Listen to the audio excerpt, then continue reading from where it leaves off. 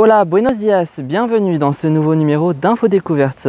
Vous l'aurez compris, nous allons aujourd'hui partir en Espagne et plus précisément à Séville, la capitale de l'Andalousie, que je vous propose de découvrir tout de suite.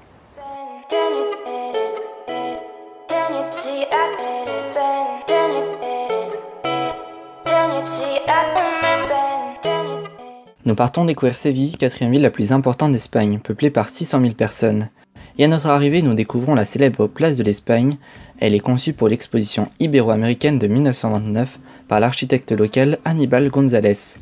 La place forme un demi-ovale symbolisant l'Espagne accueillant à bras ouverts ses anciennes colonies. Au centre de la place se trouve une fontaine créée par Vicente Traver en 1927. Un canal parcourt la place où de nombreuses gondoles permettent aux touristes de faire le tour de la Plaza de España. 4 ponts consacrés au royaume de Castille, d'Aragon, de Navarre et de Léon relient la place centrale et le palais, symbolisant l'unité politique de l'Espagne. Une fois traversé, nous arrivons devant le palais, qui est formé d'un bâtiment central de 3 étages avec des deux côtés une aile formant un quart de cercle. À l'extrémité de chacune des 2 ailes s'élève une tour de 80 mètres, réplique de la Giralda que nous allons découvrir un peu plus tard dans notre visite. Les ponts et le palais sont construits en briques, en marbre et en céramique, ce qui rendent ces monuments d'une beauté splendide.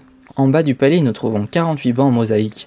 Longeant le monument, ils représentent les provinces espagnoles, comme celui-ci qui représente la province de Castellón. Puis ensuite, nous décidons de flâner dans le parc de Maria Luzia, à quelques pas de la place de l'Espagne, un lieu de verdure magnifique qui nous permet de nous rafraîchir un peu avec les 34 degrés de ce jour.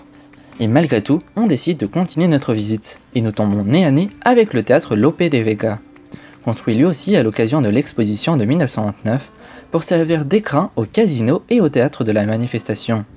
Il est aujourd'hui exclusivement consacré aux arts du spectacle et notamment à la représentation d'œuvres du répertoire classique espagnol. En continuant, c'est à présent un monument typique de la culture musulmane qui influence beaucoup l'architecture andalouse qui se dresse devant nous, la Giralda, l'ancien minaret de la grande mosquée almohade de Séville, datant du XIIe siècle. Après avoir été converti en cathédrale, la Giralda est devenue le clocher de ce monument religieux. Il a connu quelques modifications suite à un tremblement de terre au XIVe siècle. L'heure pour nous de faire une petite pause déjeuner. Et après quelques tapas célèbres en Espagne, nous nous rendons à l'Alcázar de Séville, un palais fortifié au cœur de la capitale andalouse, construite par les Omeyades d'Espagne et modifié à plusieurs reprises pendant et après la période musulmane.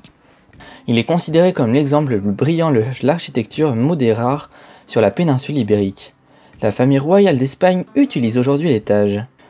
En nous promenant, nous pouvons voir de magnifiques cours qui mêlent le style musulman et espagnol, mais également les jardins qui constituent une partie fondamentale de l'Alcázar et ont connu divers réaménagements stylistiques. Oasis de fraîcheur et de calme au centre de la ville, ils sont disposés en terrasses agrémentées d'une végétation verdoyante, d'une multitude d'orangers et de palmiers, et d'un nombre important de fontaines et de pavillons. Ce palais et jardins d'une beauté rare font de l'Alcázar de Séville un lieu inscrit depuis 1987 au patrimoine mondial de l'UNESCO. Après cette balade reposante, on reprend la marche afin de flâner. Nous arrivons près du pont Élisabeth II, que nous traversons afin d'admirer le canal Alphonse XII, par lequel le Guadalquivir contourne la ville. Nous arrivons ensuite devant les arènes de Séville, bâties entre le XVIIIe et le XIXe siècle. Il s'agit des plus belles arènes d'Espagne avec leurs couleurs chaudes qui représentent bien l'Andalousie. Très appréciés par les touristes, ils furent d'ailleurs classés monuments historiques en 1984. Des tournois de corrida sont organisés ponctuellement.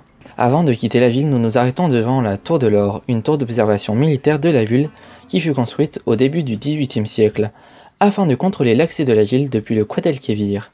Elle faisait partie des fortifications érigées autour du centre historique de la ville et de l'Alcázar. Son nom viendrait du fait que l'or amené de l'Amérique au XVIIIe siècle, lors de la course aux Indes, y aurait été conservé. C'est ici, devant El Torre de Oro, que se termine notre journée à Séville.